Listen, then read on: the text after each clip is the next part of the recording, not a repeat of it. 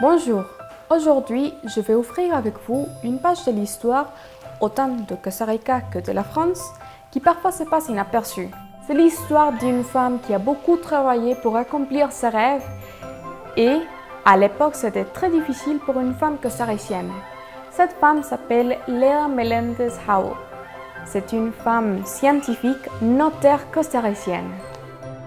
Leda est née à San José en 1938.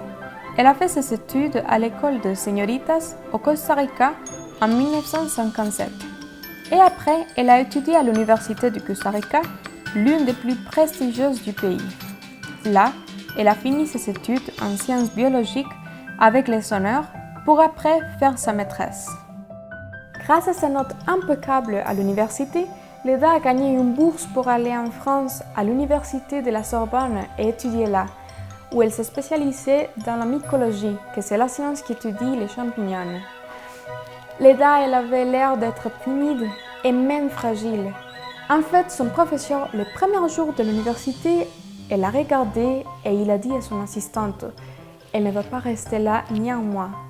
Cependant, Leda a surpassé les expectatives de tous.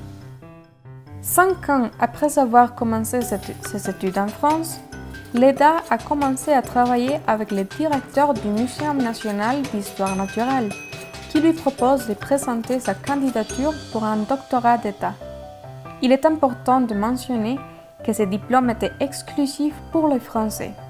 Notamment, les étrangers ayant fait des études en France pouvaient travailler à l'étranger, mais pas sur le territoire français. Pourtant, Leda a pu obtenir son doctorat et travailler en France pendant des années. Elle a continué à faire des recherches biologiques et chimiques en relation avec la mycologie dans le Centre national de la recherche scientifique, le CNRS. Elle découvre là une nouvelle espèce de champignon qui porte son nom, champignon Heme Melendez. Leda était une femme très modeste, elle a toujours voulu passer inaperçue. Dans un entretien, elle a commenté que le scientifique costaricien à l'époque, il n'était pas respecté ni même pas pris en compte en Europe, alors qu'elle est arrivée à voir un champignon portant son nom. Leda est aussi incorporée à l'Académie nationale des sciences en 2014 pour lui rendre des honneurs. Finalement, elle est décédée en 2016 à ses 78 ans. Merci et bonjour.